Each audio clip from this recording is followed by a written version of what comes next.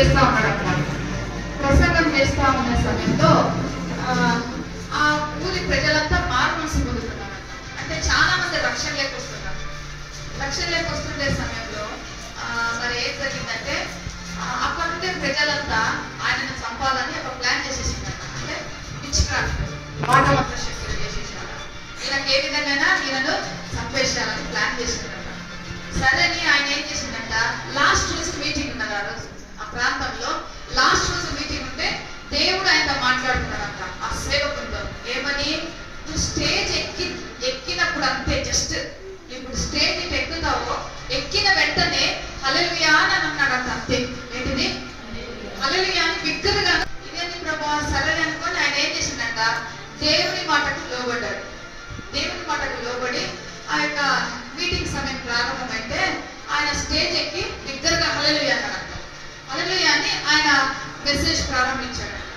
Message ప్రారంభించిన తర్వాతకు ఆయన అంతా మెసేజ్ చెప్పేశాడంట. ఆల్టర్ కాల్ ఇచ్చే చాలా మంది మారు మనసు పొందారంట. ఆల్టర్ కాల్ ఆయన సువార్తను విని చాలా మంది దేవుని వైపు మళ్ళారంట ఆ దినమున. అయితే అదంతా ప్రసంగం మొత్తం అయిపోయిన సమయంలో ఒక నలుగురు మాత్రము గ్రౌండ్ లో కూర్చొని ఏడుస్తున్నారు. ఒక నలుగురు గ్రౌండ్ లో కూర్చొని ఏడుస్తా ఉంటే లెయ్యని కూడా చంపబట్టం లేదంట. ఈయన చూసి ఏందబ్బా వీళ్ళు గ్రౌండ్ లో కూర్చొని ఏడుస్తా ఉంటారు, ఏమిటేమో వీళ్ళ దగ్గరికి వెళ్ళి ఒకసారి మాట్లాడాలా, ఏమన్నా బాధ ఉందేమని ఆయన ఈ యొక్క సేవకుడు ఆ నలుగురి మనుషుల దగ్గరికి వెళ్ళాడంట. ఆ నలుగురి మనుషుల దగ్గరికి వెళ్తే వాళ్ళు ఆయన కాళ్ళు పట్టుకొని, అయ్యా నన్ను మమ్మల్ని క్షమించానంట. ఏమేంటి బాబు అని అంటే వాళ్ళు మాట్లాడుతున్నారంట, అయ్యా మేము మాంత్రికులం నిన్ను ఏ విధంగా ఈ రోజు మేము చంపాలని ఒక గొప్ప ఆలోచన చేశాము. ఇదిగా మా మంత్రం. ఆ నలుగురు కూర్చున్న చోట ఒక డ్రాయింగ్ వేసుకొని బొమ్మ పెట్టి ఆయన చనిపోవాలని ఆ కూర్చొని మంత్రం చేస్తా ఉన్నారంట. ఎప్పుడైతే వాళ్ళు చెప్తున్నారంట సాక్ష్యం, ఎప్పుడైతే నువ్వు స్టేజ్ మీదకి ఎక్కి హల్లెలూయా అని బిగ్గరగా కేక వేశావో ఒక బలమైన శక్తి మా మీదకి తాకి మా మంత్రాన్ని స్టాప్ చేసేసింది. హల్లెలూయా.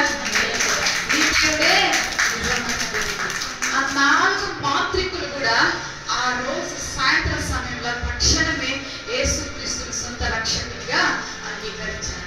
హల్లెలూయా, హల్లెలూయా. అందుకనే హల్లెలూయాలో గొప్ప శక్తి.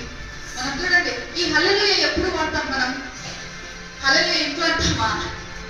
చర్చికి వచ్చినాకనే, అది కూడా సేవకులు హల్లెలూయా అని అంటేనే మనం ఏం చేస్తామంటే రిపీట్ గా హల్లెలూయా అంటాం. అయితే నాకు కూడా ఒక ఐడియా వచ్చింది. మనకి ఎప్పుడన్నా శోధన వచ్చినప్పుడు, సైతాను మనల్ని వెంబడిస్తున్నప్పుడు మనం ఏం చేయాలంట? హల్లెలూయా అనాలంట. అంతే కదా. మనం ఈ పదం ఎక్కువ యూజ్ చేయం. ఇంట్లో ఏమన్నా వాడతామా? లేదు. మనం ఏమంటాం? స్తోత్రం ప్రభా కదా, దేవా నీకు స్తోత్రం, మమ్మల్ని తప్పించు అని అంటాం. కానీ హల్లెలూయా అనే పదం మాత్రం మనము ఎప్పటికీ వాడం. అయితే హల్లెలూయాలో ఉండే శక్తి మాట మంత్రం చేసే వాళ్ళని కూడా మార్చి. హల్లెలూయా. అలాంటి గొప్ప శక్తిని మనం ఏం చేయాలంట? యూజ్ చేసుకోవాలి కదా. దేవుని పరిశుద్ధ నామమునకు స్తోత్రం కలుగును గాక. మరి అందుకనే మనం ఇంట్లో కూడా ఒకవేళ మనకి సమస్యలు వచ్చినా, బాధలు వచ్చినా, వేదన వచ్చినా మనం ఏం చేయాలంట? హల్లెలూయా యూజ్ చేయండి ఈసారి.